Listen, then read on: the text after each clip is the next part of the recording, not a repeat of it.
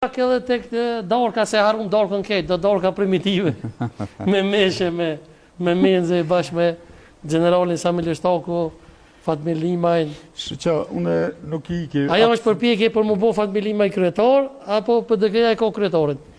Që Partia Demokratike thash është një subjekt shumë i fuqishëm, I madh diskutohet e. shumë i konsoliduar, e ka leadershipin e vet. Një spëtare shumë precise në Kosovë. Pavarësisht Partia Demokratike ka një kryetar të zgjedhur, Po në konventin e me radhës? votën po thuj unanime të organit vendimmarrës të Partisë Demokratike, është për fatin tonë të mirë i djalë i ri, me perspektivë shumë të mirë, i përgatitur shumë, dhe ne shpresojmë dhe besojmë se ai do ta drejtoj partinë dhe do ta dëshmojë vetveten. Prandaj Partia Demokratike dhe leadershipi i Partisë Demokratike e ka kryetarin, por nuk është e mjaftueshme kjo që është.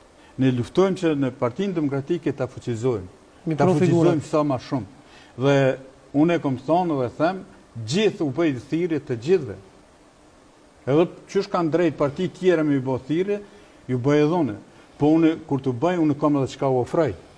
Se unë u them gjithë qytetarët e Kosovës, ndaluni dhe menoni se ku ishte Kosova para ardhjes në pushtet Partia Demokratike. Të lutem, ne 2008 e ke marrë pushtetin. Dhe na le ta sjellin një pasqyrë para vetvetes se ku ishte Kosova. Dhe çka ka ndodhur me vendin tonë pas 2008-s, me ardhin pushtet të Partisë Demokratike të Kosovës, janë kriju vepra të jashtëzakonshme. Ka filluar mu përmirësu në aspektin cilësor jeta çdo qytetarit të Kosovës. Është ndi dora e Partisë Demokratike në çdo familje shqiptare. Pse? Sepse rritja e rrogave që ka bë për herë të parë të fuqishme Partia Demokratike e Kosovës, dhe një duhet ta them se një subjekt apo individ apo si doni po cilësojmë, që don me pa vendin e vet të zhvilluar, të emancipuar, ai investon në arsim, në kulturë, sepse në arsimi prodhon kuadrin e ri. Gjitha profile pastaj dalën aty. E për të pasat arsim sa më cilësor, mësimdhënësi duhet të jetë i dinjitetshëm. Dhe një jetë i dinjitetshëm kur ti krijon kushte për ata keni boju, është e vërtetë. Dhe atë e them me kënaqësinë më të madhe, e ka bë Partia Demokratike e Kosovës. President. E ka bë Hashim Thaçi kur ka qenë kryeministër i vendit, dhe du një moment ta bëjmë edhe një krahasim.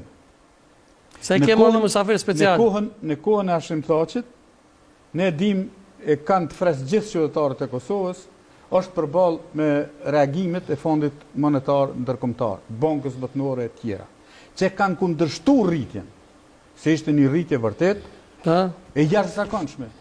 Dhe megjithatë, kam qenë dëshmitar prezent në atë takim, kur kanë ardhur përfaqësues të sindikatave dhe kanë kërkuar nga zoti Thaçi që mos të prishin raportet me Fondin Monetar Ndërkombëtar për shkak të rritjes pagave, le të rriten më pak, u pajtojshin. Kryeministri në atë kohë u është drejtu, ju keni punën e juaj, unë kam punën tënde. Fondi Monetar Ndërkombëtar le manimu. Rrogat do të rriten dhe janë rrit. Dhe pas një kohë shumë të shkurt, po ata përfaqësues të Fondit Monetar janë ardhur dhe kanë kërkuar falje zotit Thaçit, se ti pas ke pas të drejtë.